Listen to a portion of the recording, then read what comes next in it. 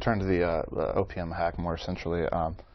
Reports are coming out now that the government has sort of privately linked this to China. They haven't publicly condemned them, but now it appears that officials are saying that they are not going to publicly blame China at all, and they are not going to directly retaliate for these two massive hacks on the OPM servers that led to the pilfering of 20 personal information of 22 million people, 1.1 million fingerprints, and that there is going to be no direct response or public blaming. Is that okay with you, that a country can hack so much data and not get blamed? Or? Well, it's not okay with me. I'm outraged that the attack happened in the first place, that it was so successful, and yet no one's going to be held accountable. It seems no one's going to be prosecuted for it. The problem is, of course, in the real challenge in all of this is attribution. It can be very difficult to prove in an ironclad way who is responsible, who carried it out. So hypothetically, realistically, if the attack, the hack came from China, the question is, was it an individual hacker? Was it the government? Was it a proxy for the government that looks like a own individual but was really acting at the behest of the government? Those are very hard things to prove. And so when you're talking about retaliation, this is the thing, you have to have a very strong case. And sometimes there are strong indicators or fingerprints, ostensibly because of specific code that we know we've been able to trace back to a particular entity, but those cases can sometimes be hard to prove. So no, it's not okay with me, but the problem is, who do you hold responsible? We have to be better on the defense side, on the information sharing side, so that we prevent these kind of attacks from happening in the first place. Now, the OPM hack, as far as I'm concerned, could very well have been prevented. At least we could have been doing much more. OPM was asleep at the switch. I was outraged when it happened, both because of the federal employees' data that was compromised, but also you get to these SF-86 forms that were hacked and were stolen with all the security clearance information of individuals and their contacts, family members, and past associates. All of that puts national security at risk. And as you know, I called for the resignation of the director of OPM at the time, because OPM had been warned for years through IG investigations that they were materially deficient, one of the worst grades you can get for doing enough on cyber, and they should have been doing more. Now, granted, one of the problems is that nobody's in charge, ostensibly on cyber, that has really policy and budgetary authority to compel departments and agencies to comply with stronger cybersecurity measures. But that's no excuse for OPM not speaking up, the director not speaking up and demanding more assistance. Not like that she was, or the director, or any director was coming to the Hill and saying, we need help, we need more resources, and they just weren't getting it. That never happened. They were just asleep at the switch. Is this a DHS issue or government-wide? I mean, who is in charge when it comes to the government? Who can you turn to when you want information? So the answer is, right now, you have a cybersecurity coordinator, Michael Daniel, in the White House. He's basically the special assistant to the president for cyber.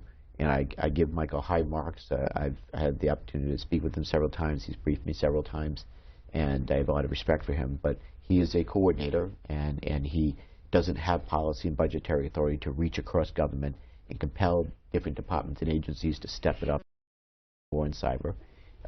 The Department of Homeland Security is the agency that is ostensibly charged with carrying out cybersecurity for the point agency for cybersecurity for the .gov domain. But even the Secretary of Homeland Security does not have policy and budgetary authority to reach across government and compel departments and agencies to do more.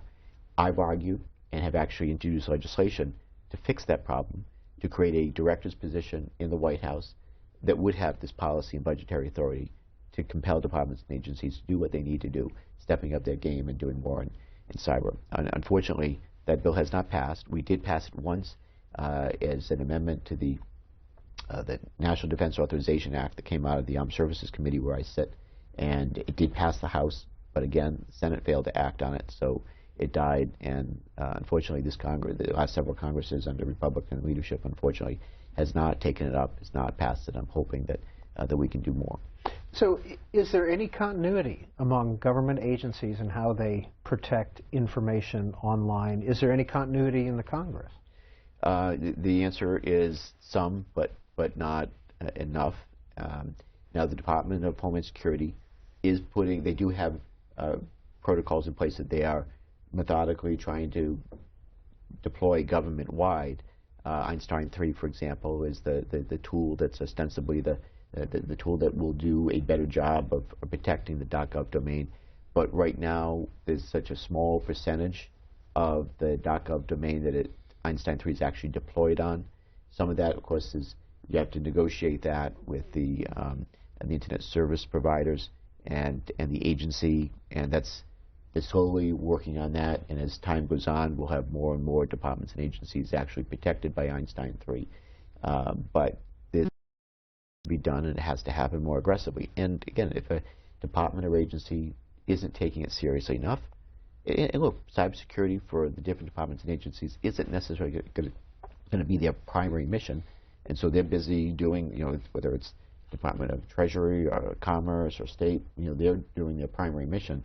And are the top people actually going to get cybersecurity and that we need to take this more seriously? Probably not. And I mean, perhaps the resignation of Director Archuleta, that maybe the department agency heads are going to wake up and take this more seriously. But again, I think until we can compel them to do more, some may lag behind. When discussing the importance of of defense in cyberspace, is part of the problem there, again going back to the OPM hack and blaming China or responding or whomever it may be, is part of the issue also that the U.S. is also very aggressive in cyberspace, and that we sort of lost a moral high ground with our own espionage through NSA surveillance. We've had some intelligence officials come out and almost express jealousy at how effective the OPM hackers were. Is it hard for us to respond when we're also in many ways doing some of the same things? Well, I will say this. We have very impressive capabilities in cyberspace. And so as does a range of government entities around the world. But I can tell you that the type of hacking that's occurring right now by nations like China, quite frankly, represent an unprecedented new method of operation, especially when you're talking about the type of information that they're stealing, and corporations, for example, that they're hacking and taking data. It's the largest wholesale transfer of wealth in human history, what's going on with the type of cyber attacks. And I can tell you, we don't hack in different